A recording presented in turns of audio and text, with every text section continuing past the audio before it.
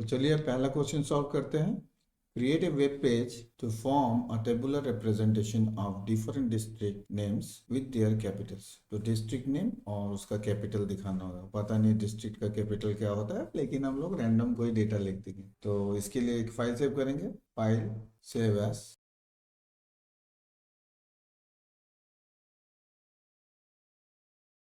तो यहाँ कोड लिखते हैं, तो लिखेंगे HTML, उसके बाद हेड, हेड के अंदर टाइटल, यहाँ लिख देते हैं क्वेश्चन 1B, और हम लोग लिखेंगे हेड के बाद बॉडी, बॉडी के अंदर हो जाएगा टेबल, टेबल का हम लोग बॉर्डर सेट कर देते हैं 1 पिक्सल का, और सेल पैडिंग लिख देंगे 6 पिक्सल का, थोड़ा सा गैप हो जाएगा कंटेंट और बॉर्डर के बीच में। और सेल स्पेसिंग, सेल स्पेसिंग हम लोग लिख देंगे 0, ताकि दोनों सेल के बीच में स्पेस ना रहे।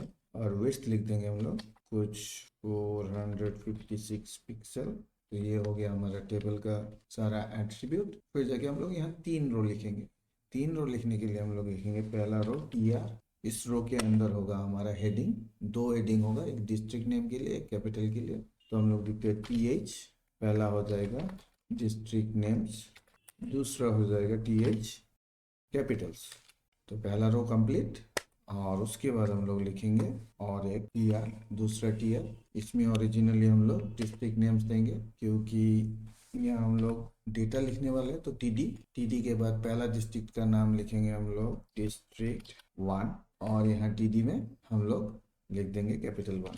तो ये रैंडम वैल्यू दे रहे हैं, और इसी को कॉपी कर लेंगे तो और एक रो बना पाएंगे। तो ये कॉपी कर लिया हमने और Ctrl+V पेस्ट कर लिए।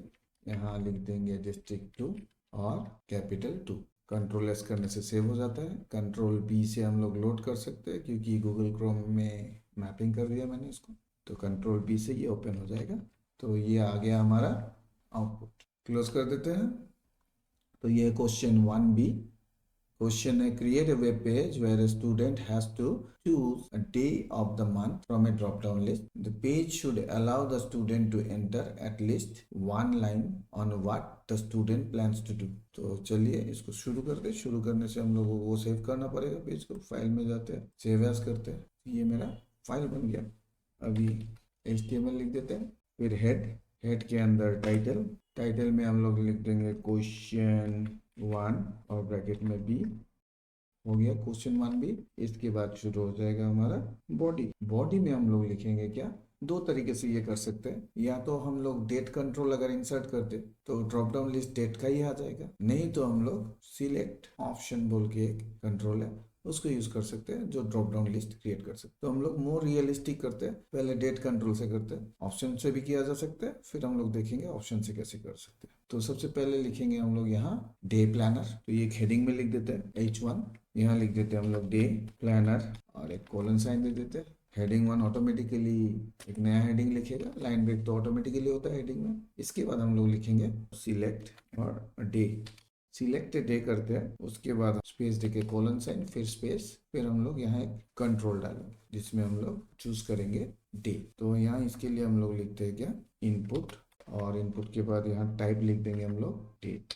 तो एक डेट कंट्रोल आ जाएगा जो कि डेट को दिखाएगा। तो हम लोग यहाँ तक क्या हुआ है वो देख सकते हैं। Ctrl+B, सेव एंड लोड हो गया। तो ये डेट कंट्रोल आ गया हमारा। सिलेक्टेड डे करेंगे तो यहाँ से क्लिक करके हम लोग कोई भी एक दिन चूज कर सकते हैं, वो डेट आ जाएगा। तो इसको क्लोज करते हैं अभी और आगे के लिए कोडिंग करते हैं। तो इसके बाद मुझे बोला है कि यहाँ एक टेक्स्ट बॉक्स होना चाहिए, तो हम लोग एक फिर से स्पेस दे देते हैं, है ना।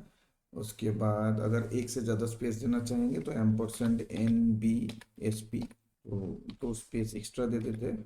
%NBSP लिख के, ये स्मॉल लेटर में ही लिखना है। उसके बाद हम लोगों को एक टेक्स्ट बॉक्स इंसर्ट करना होगा। तो यहाँ लिखेंगे इनपुट टाइप टेक्स्ट, इसके बाद इसका हम लोग विड्थ लिख देंगे, विड्थ इक्वल्स टू 128 लिख देते हैं विड्थ इसका। और हम लोग लिखेंगे प्लेस होल्डर।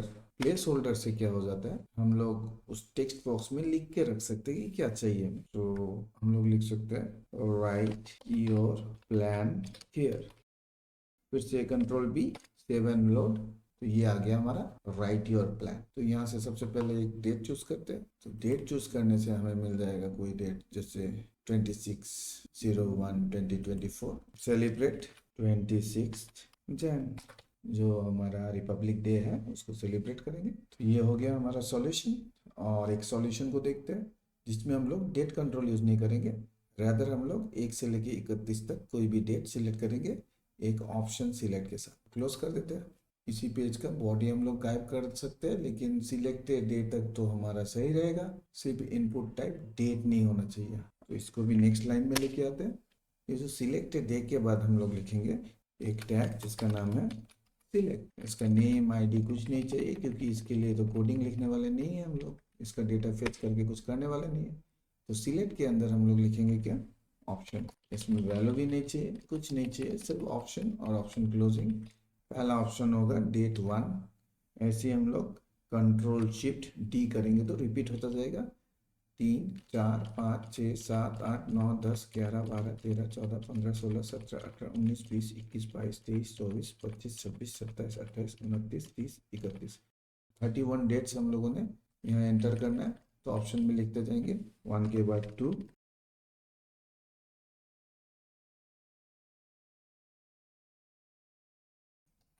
30 और 31।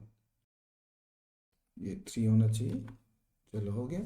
कंट्रोल बी लोड हो जाएगा। लोड हो जाने के बाद सिलेक्टेड डे में हमें ऐसे ड्रॉप डाउन लिस्ट आएगा जिसमें सारा डे होगा। एक मंथ में क्या हो सकता है, मैक्सिमम 31 डेज, 1 से लेके 31 है।